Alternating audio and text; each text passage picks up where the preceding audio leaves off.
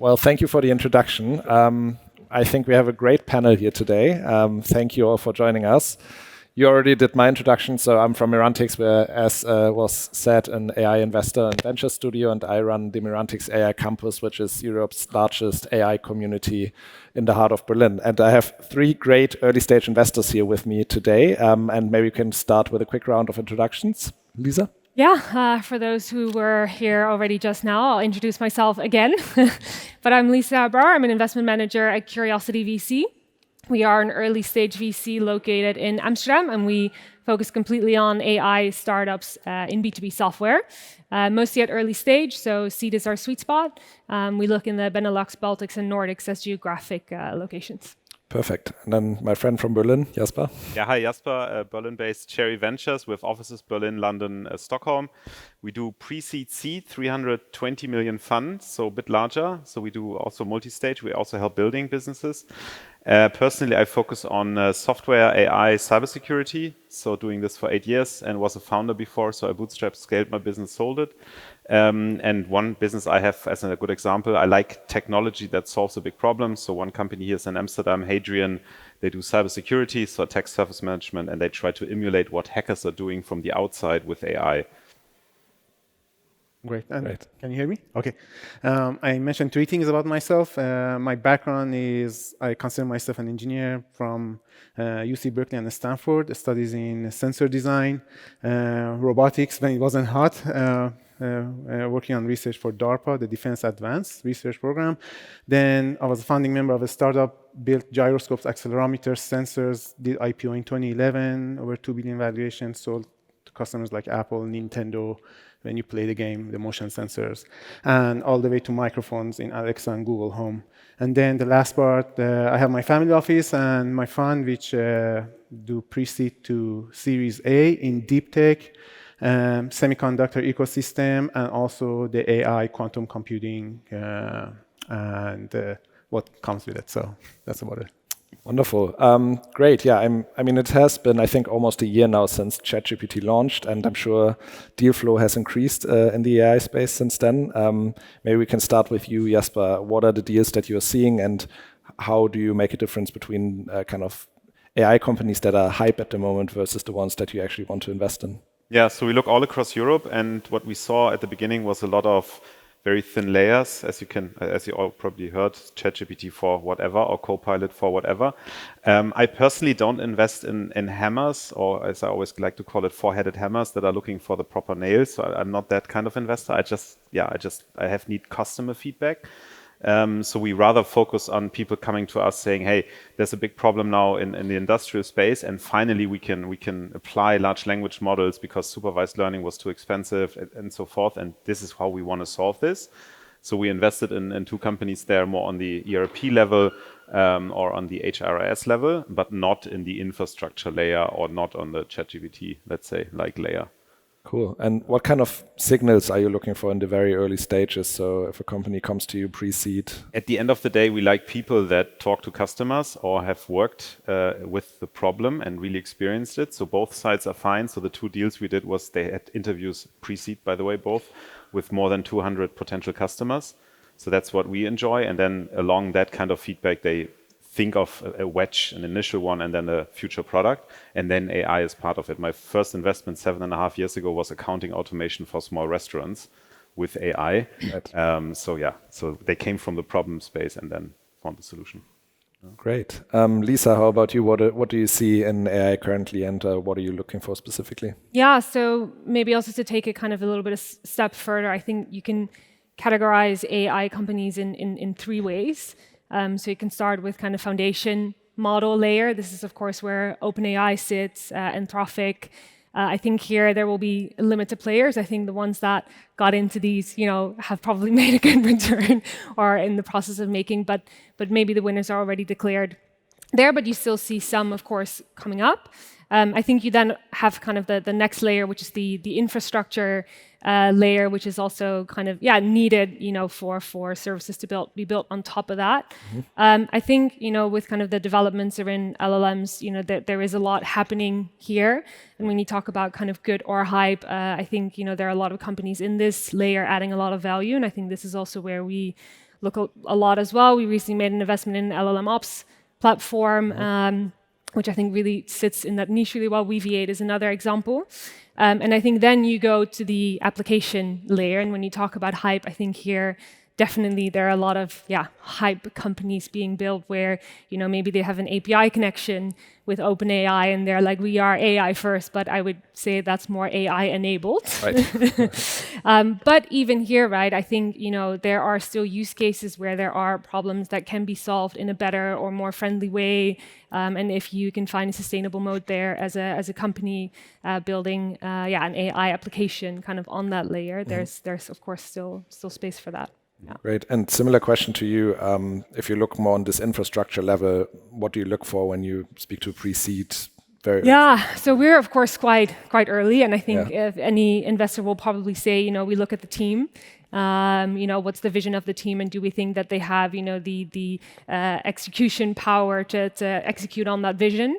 I think, in the early stages as well, what I really look for is problem solution fit, and maybe even earlier, is there really a problem that they're solving to begin with?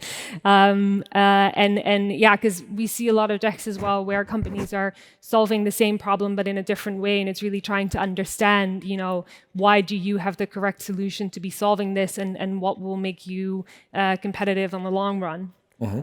Great. Mike, you are also investing more on the infrastructure level, and I imagine you're less keen on the applications layer as well. How do you see that at the moment, and what kind of interesting companies do you see? So what we actually invest, so first we look at the macro trend. So let's say with the data and the explosion, we look at then the infrastructure layer and also the application. So we look at the innovation ecosystem from where the tools and software is required to build devices and tools that are needed for engineers. And products of tomorrow are multidisciplinary. They need mechanical engineers, software engineers, electrical engineers, and how to bring all of these insights and information into this the existing ecosystem to enable creativity and solutions, and then down the value into productizing it, and then quality and multi-billion shipments in terms of commercializing with the applications. So that's how we look at it. And one of a few factors that we look for sure is intellectual property and experienced team. A lot of the time, and I've seen this across Europe talking to governments and other folks, which is a bit different from the US scene, is a lot of the research stays in the research and does not commercialize, and this is a problem.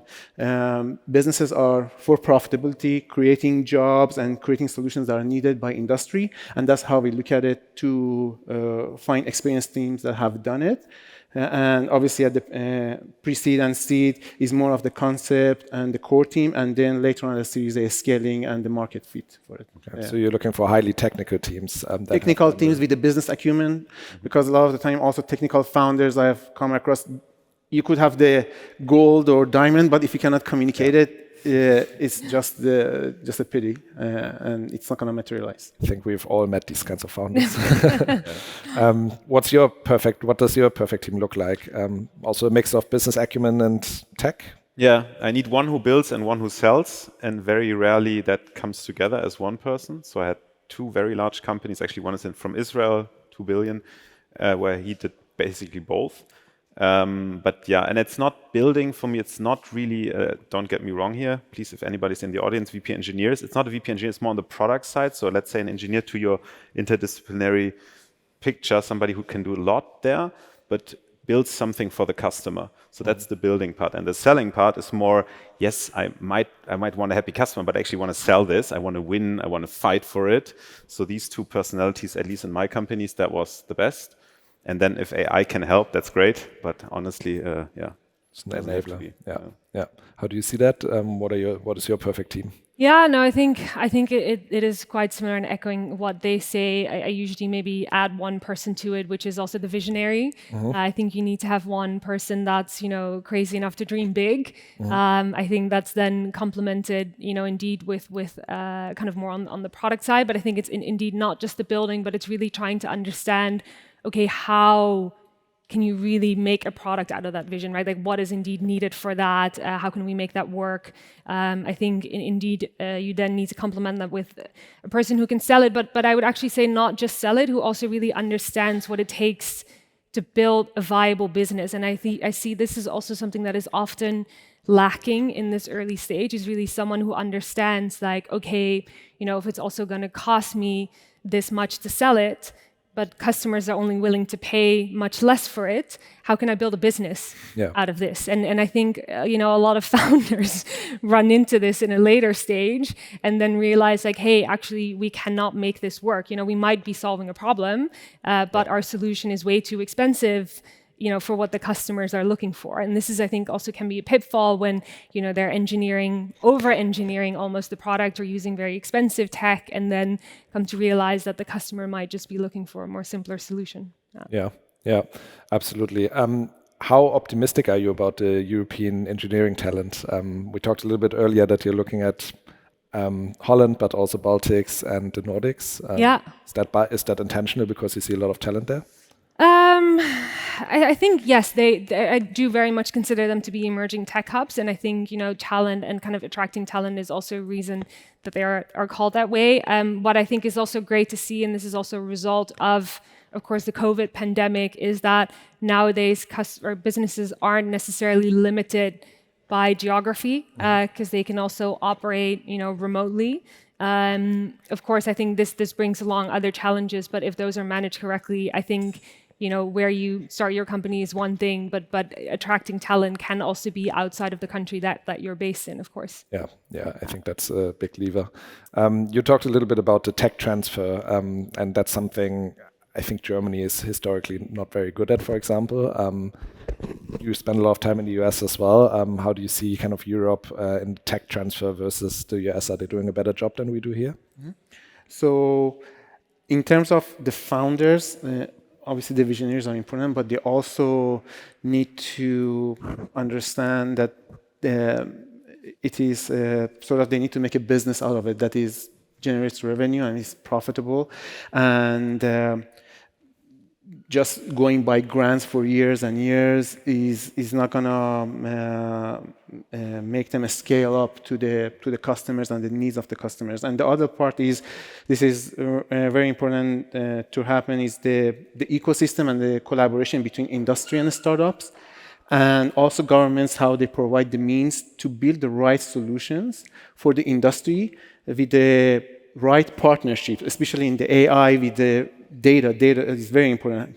How do I get the data? A lot of the startups we talk, they haven't even thought about how am I going to get the good quality data that actually I can train my models on, right? If I don't have that, there's no business, right? Let alone IP or etc., right? A lot of these solutions that just use generative AI or just the existing models.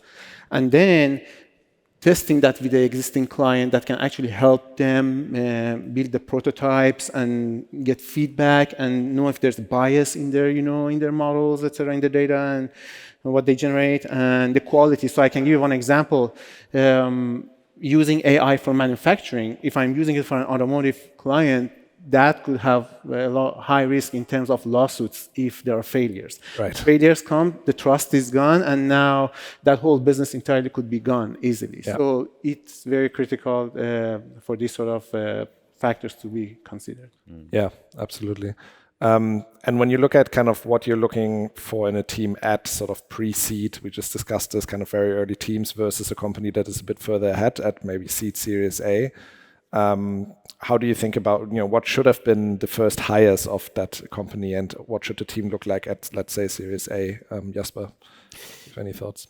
Yeah, I mean, we always hear like you need C-levels and whatnot. At the end of the day, you are still building and experimenting. So you want people that are very practical and people that can lead other people to be very practical. So we're looking for people that have experience, that have built products before. It might be engineers, might be product managers, or even product marketeers, so that have experienced that in the past and can transfer that to others. So that's what the first hires they should do. So either it's on the marketing side, it's on the engineering side, because what we have to anticipate is that these companies will have to experiment a little bit, but then also scale. So knowing how great looks like is quite helpful. So also when we then look at the team, we discuss what are the first hires. It's fine if the answers are not perfect because we can ingest that. We can connect them to our portfolio. We have some our own experience. But this enjoying hiring top talent, world class, better than yourself, and then managing those people and making them happy and bringing them to high performance, that's the tough one. Yep. And that's what we're trying to figure out a little bit and also push at the beginning. So we do the interviews with them, so we help a little bit, we introduce to other people in the portfolio, especially first-time founders. That's very... Yeah, and that's very important already at pre-seed, right? To really test whether people can attract the world's best talent for their business. And I think with AI, that's tough because not many people have experience in applying AI or even scaling AI. So finding these people is... Even the domain expertise is very important, right? Yeah. They have the right set of experience with that problem they're trying to solve, and they understand it truly for the customer they're trying to build it. Yeah. And I think with that as well, one of the character traits that you might really be looking for is curiosity as well, right? Is someone willing to continuously educate themselves and you know, think about how they can push to do things better or faster and are comfortable, you know, not knowing things, but are dedicated. Any tips on how to test for that? Like, do you have any good strategies? You can ask a lot of questions and even stupid questions, right? I was a consultant at BCG, so there you ask a lot of questions, you don't know anything. And you just throw that at people and see how they react, even challenge them. And if they say, hey, you're totally stupid, maybe that's the wrong reaction, but saying, oh, that was interesting, but I see it differently. I think that's one good way. Yeah. Absolutely. I want to talk a little bit about regulation because AI in Europe is going to be highly regulated with the EU AI Act. There's all kinds of efforts also in the UK and the US on self-regulation. Maybe starting with you, Lisa. Obviously, there's risks to be mitigated. How do you think about regulation specifically in Europe? Yeah, look, I think it's good that we take a stance in what AI regulation should look like, right? And for me, that's very much a discussion around ethics. You know, and I think as founders, but also as investors, we do bear the responsibility of how, you know, we bring AI to essentially the market. And I think it is good to start discussions about kind of risk and mitigating risk at an early stage. And I do think regulation can, you know, be the bridge between at least starting and having that discussion. Because it's not always something that I think a lot of companies think of, but I do think it is going to be very important in the long run. And I also think that starting to identify and work on these risks early on will also help you, kind of manage those later on and not having to change things. So I generally believe that, you know, building tech that is aligned with European norms and values can also be a strategic advantage in the long run. And do you think the AI Act achieves that, or how do you see that? It's tough. Like I think the way that they're starting right now, it is of course quite thin. Where it is like, okay, you need to identify your risk. Is it something, you know, kind of unmanageable or high or kind of limited risk? And you know, I think it is the start of something. I do believe that, you know, we kind of in the tech ecosystem can probably work more with policymakers to also make sure that it's not going to limit innovation or, you know, limit speed to market. And I think it is very good for policymakers also to really understand that side of things, so that we're also not going to run behind kind of on a world playing field. But yeah, I think it is a start. Yeah, I mean, that's the risk, right? That there's so much regulation that innovation cannot really happen anymore in specific places. Yeah. How do you see that, Jasper? I know it's your favorite topic to discuss. My favorite topic. Yeah, I guess I can clearly say I'm a liberal person, so I think it's people should have a lot of freedom. But in principle, I like the discussion. I think the discussion is very important because we should understand what's happening there and why it's happening. So look at the creative people with Gen AI. So you use my creativity and then you earn money with it. I mean, the same discussion was with the Google and search engine. So I think that's very important. So who really benefits from it and what am I using? But then on the lawmaking level, honestly, I like the Swiss approach, where the Swiss just say, hey, we have laws in place, don't violate them, also not with your AI. So probably it's a bit overdone, at least from my perspective. And to your point, we shouldn't, you know, spend too much time on it and then so everybody's scared and not really building anything. We should be creative and try to create great output with that. So that's a bit my opinion. Yeah. And do you see that as kind of on a more like geopolitical view? Do you see that as a risk potentially for Europe that people end up not building in Europe, but going to the US, going to the Middle East, going to China? But honestly, I mean, in the US, just one point there. No, please. I mean, we saw ChatGPT running and being on the forefront, and then they had to be a bit more careful because the US people, they're also discussing the whole thing. It's not that you can do whatever you want in the US, right? Yes, exactly. I mean, coming from the US, the regulations, a lot of the time, right, they don't exist or come later, right? Yeah. In the financial, you can look at the financial crisis or other what happened. But seeing both, I think regulations are good, and especially having frameworks will allow startups and companies to know where to stay and what are the margins that they can play with, so they can be better tuned for the business they're creating. Mm-hmm. And then, and I want to also kind of take it into the sort of sustainable AI, and how I think about it is, in terms of some of these frameworks and say sustainability and that exists for EU and globally, I don't think it's different and separate from innovation. So how I think and with my partners is that at the innovation level, we need to provide tools so we can make the right decisions and build the right products versus an afterthought. I was working with the hyperscalers, and even like one screw that has not been thought about, and that the teams have to replace, it takes time. Mm-hmm. Versus, can I reuse that for 15 to 20 years, right? Or maybe, let's say with like one of the startups that we invested and exited last year, and Intel and Gradient Ventures are also invested in, was how we use digital tools like device physics simulation in the cloud to accelerate innovation, but then reduce waste. Mm-hmm. We used to throw away so many silicon wafers because we had to do the prototypes, right? How can we remove that? Then going to the factories, how can we have libraries and actually use sustainable materials that still provide the performance, provide that to the engineers when they actually make decisions on their designs? These are the steps should be taken up front, not after that is already in production. Yeah. And that's the mentality change that needs to happen. And now generative AI and AI could help with some of that thinking how to save the planet. Yep. I think it is also indeed kind of making regulation practical, right? I think that's kind of, we had a discussion earlier, which I think is also an interesting one, where, ethical norms and values or principles tend to be a bit vague and depending on who you ask. But tech is quite binary, right? It's like yes or no. So how do you bridge that, right? Is also kind of, in relation to regulation, something, how to make it practical. Absolutely. Yeah. We have 4 minutes left for questions. Does anyone have a question on regulation, on what makes a great AI business, on what makes a great team for the panel? Yeah, over there.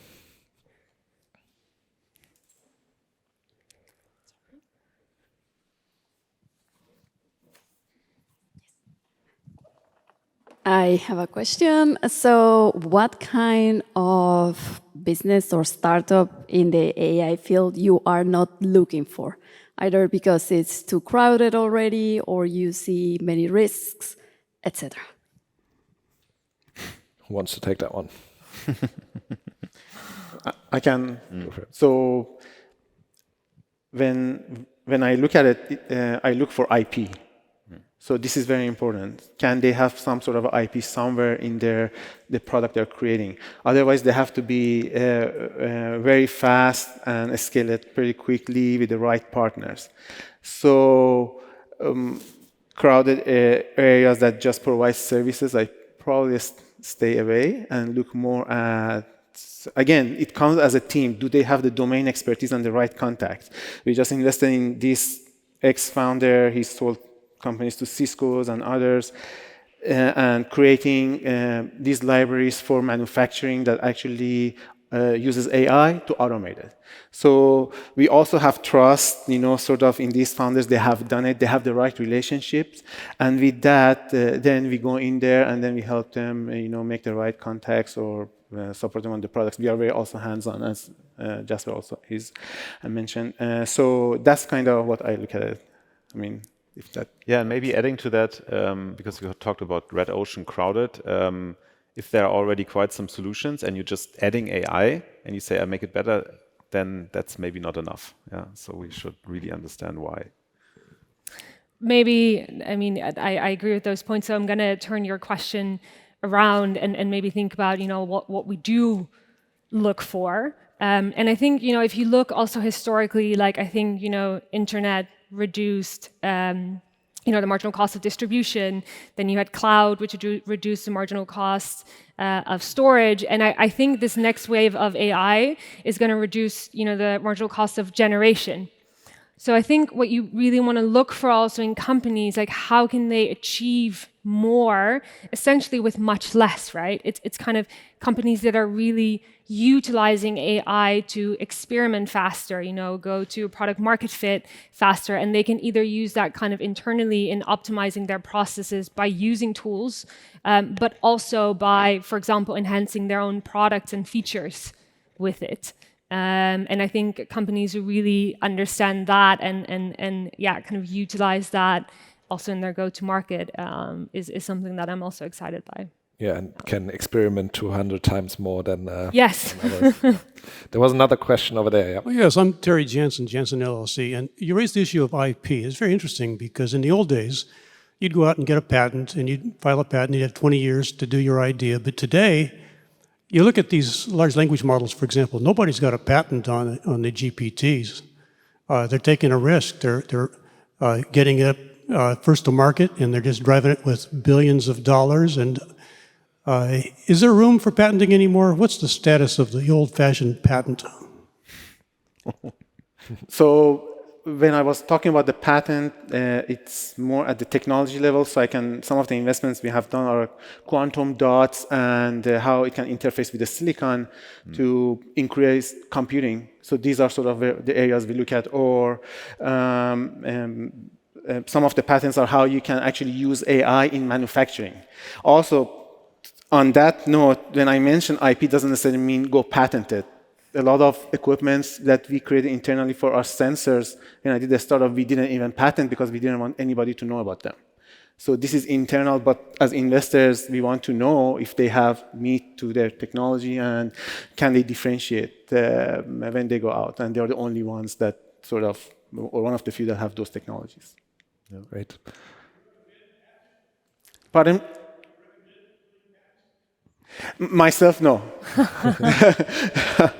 We didn't because we had, some of the European companies were competition, like Bosch, SensorTech, and STMicro. So we didn't patent our equipments. At the design levels, we did, but not at the, say, equipments, because we don't want anybody to know how to copy our equipments. Some patents might help if you enter the US market, because then they can't sue you that easily, but that's very US specific. Like even with one of the startups, we are talking the quantum dots, now advising them to maybe, don't continue patenting some of their technology that uses atomic force microscope to print atoms on, say, silicon. Because we don't want anybody else to know how they actually do that, because this is basically could be the bread and butter for that company. Great. I think we're being shut down. So thank you so much for attending. Thank you so much for the panel, and hope you have fun at the next 2 days. Thank you. Thanks guys.